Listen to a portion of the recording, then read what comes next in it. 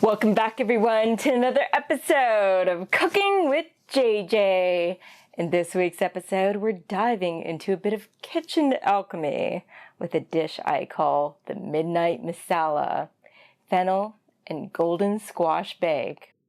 This recipe wasn't planned. It was born purely out of my imagination and what I had on hand. We're creating a savory spice pie with spaghetti squash and a melange of ingredients, including the hearty Big Mountain Crumble.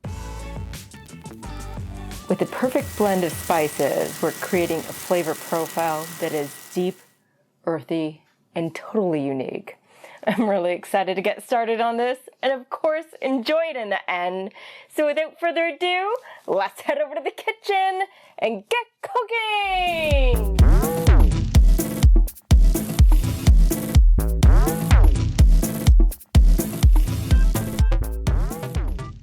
First of all, we're starting with our spaghetti squash. I scooped out some into a bowl here. And don't discard the seeds, they're awesome for roasting. I peeled and cubed some russet potatoes and I'll use 1.5 cups worth. I sliced some yellow onion and fennel.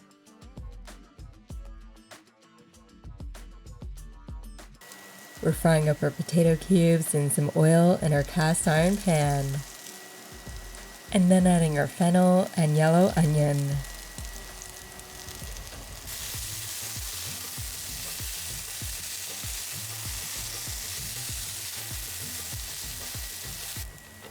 I'm adding a teaspoon of cumin seeds, which will provide a nice, aromatic, earthy flavor.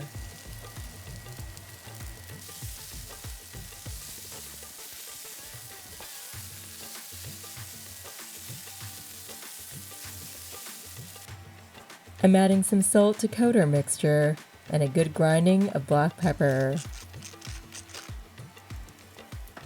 I'm adding 2 pinches of poultry seasoning.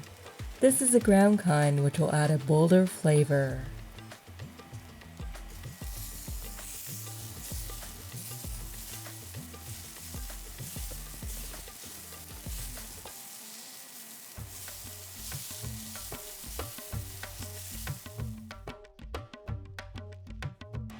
Now we're going to fry up our Big Mountain Cauli Crumble veggie grounds. And I'll use about a cup's worth.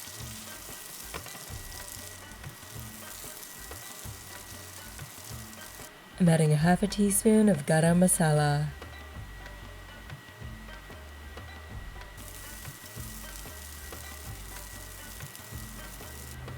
Add a pinch or 2 of poultry seasoning.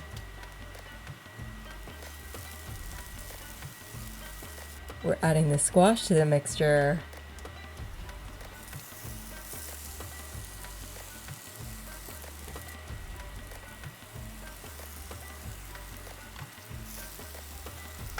Add a bit more salt since we added the squash, as well as an extra pinch of garam masala.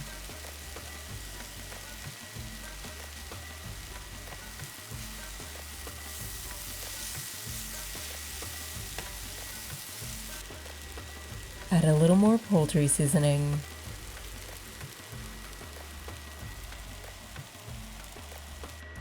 I'm adding about 3 cloves of microplaned garlic to our mixture here. A special little touch I'm going to be adding to this dish that will transform it is black salt, also known as Kala Namak. It has a history going back 2,000 years.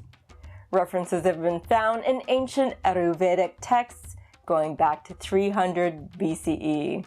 This salt was originally harvested in volcanic mines in the Himalayas in northern India, now known as Pakistan. It was also harvested in the salt lakes in the Great Indian Desert.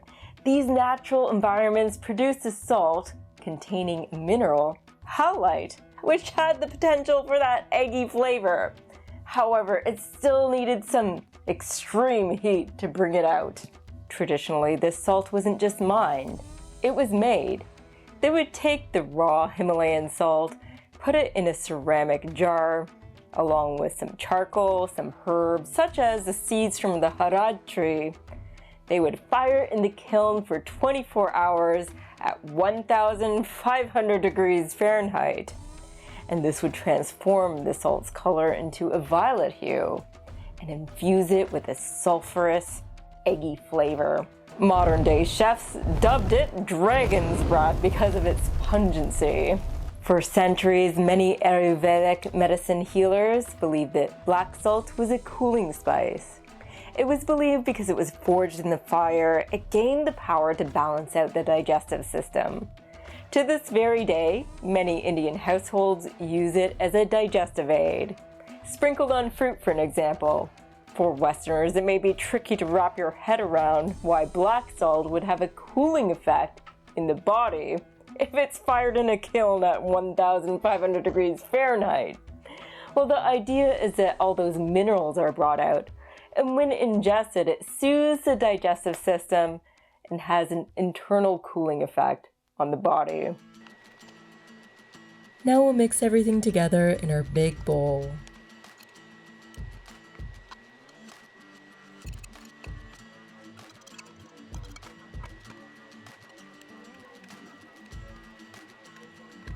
I'm adding some chili flakes. Feel free to add the amount that you like, or if you can't handle any heat, you can just leave them out. I've cleaned my cast iron pan and dried it, and I've oiled it all up. I've added a piece of round parchment paper for extra insurance. We're distributing the mixture evenly into a pie form. Now I'm pouring on some Just Egg evenly.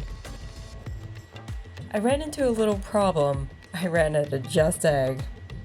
However, I added some water to the carton to get the residue out. You don't want to overdo this though. It's okay for a small amount. To remedy this dilemma, my quick fix was to whisk some chickpea flour with some water and use that for the remaining half cup's worth. The idea is this is spread evenly to aid with binding everything together.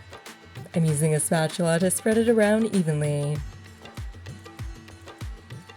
Our wonderful finisher is our black salt, of course, the Kala Namak. One final spread, and then we're popping it in our preheated oven at 350 Fahrenheit for 30 minutes, or until you see some browning, and you'll see some crisping around the edges.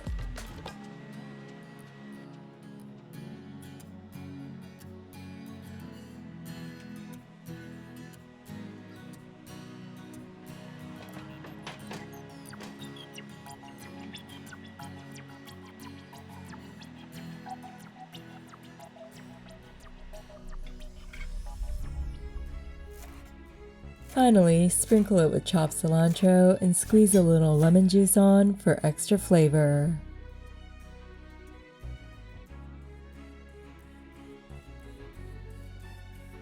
Pair it with a suitable sauce of your choice. It's that time again, everyone. I get to try our delicious Midnight Masala, our Fennel and Golden Squash Bake. I'm really excited. And I have to tell you, the aroma in the kitchen right now is absolutely amazing. Sauce of your choosing, whether that be a mango chutney or something else. I squeeze on some lemon juice for extra citrus touch.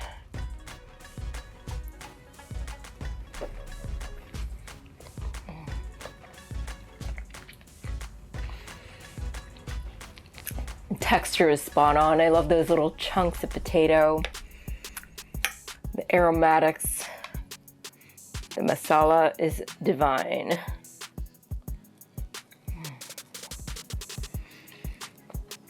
The squash lends a little bit of sweetness to this dish. It's hearty, unique, and truly satisfying.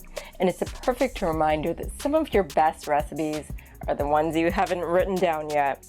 But of course, as with every video, I leave the recipe in the description box below.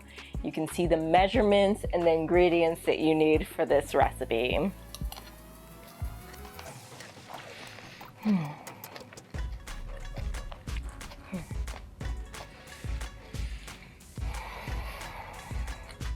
There you have it, everyone. A simple, delicious recipe to add to your recipe booklets. And remember, if you like this video in any way, shape, or form, hit that thumbs up button, subscribe to my channel, and hit that little bell notification icon so you don't miss a single video. Until next time, this is JJ signing off, keeping things interesting in my kitchen and in yours. Bon appetit.